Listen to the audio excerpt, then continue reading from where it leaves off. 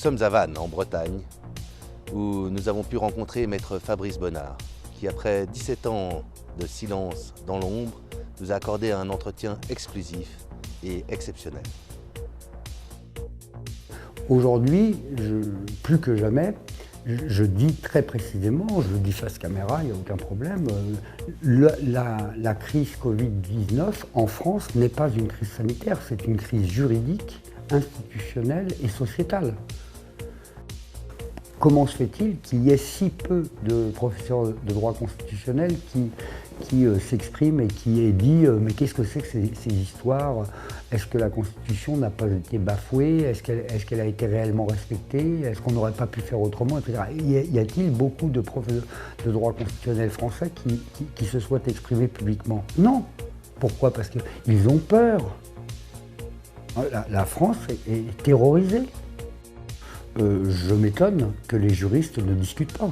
Moi, je dis publiquement, dans cette vidéo, envoyez-moi trois juristes français qui estiment, 3, même 30, je veux bien, moi, être seul contre 30, qui vont m'expliquer que juridiquement, constitutionnellement, au regard du droit international, du droit européen, du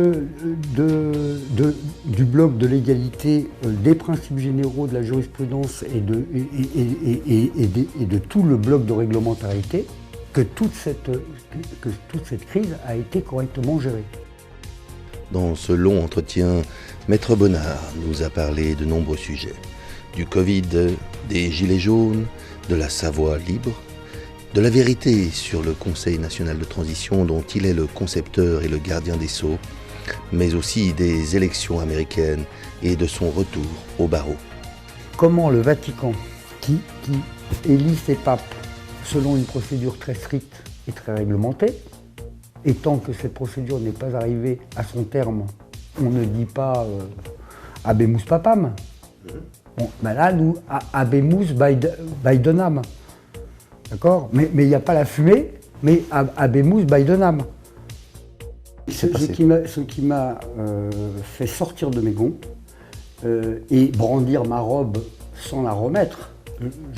Alors, le scoop de ce soir, c'est que j'annonce qu'effectivement j'ai envoyé le 20 novembre 2020. Le 20 novembre, pour ton anniversaire. Voilà, pour mon anniversaire, j'ai envoyé une demande officielle de réinscription. J'ai demandé au barreau d'Albertville.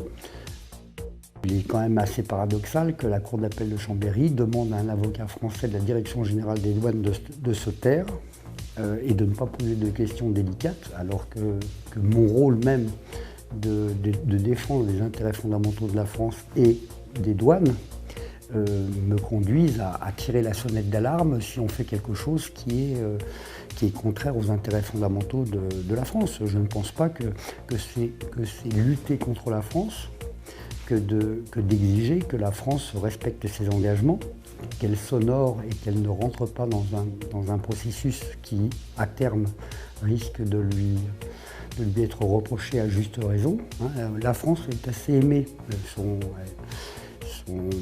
Sa créativité juridique au niveau des droits de l'homme et du droit des peuples à disposer d'eux-mêmes a fait l'admiration de toute la planète. Mais il ne s'agit pas que le cordonnier soit le plus mal chaussé et que la France s'illustre. Or, hélas, c'est un petit peu ce qui se fait depuis quelques dizaines d'années.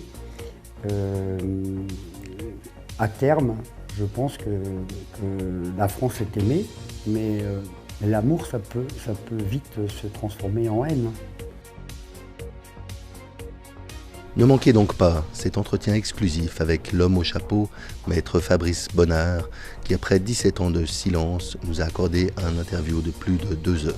Cette interview sera diffusée en exclusivité sur notre chaîne Odyssée. Inscrivez-vous donc dès à présent sur notre chaîne Agora TV News sur Odyssée pour découvrir cet entretien qui fera date dans l'histoire.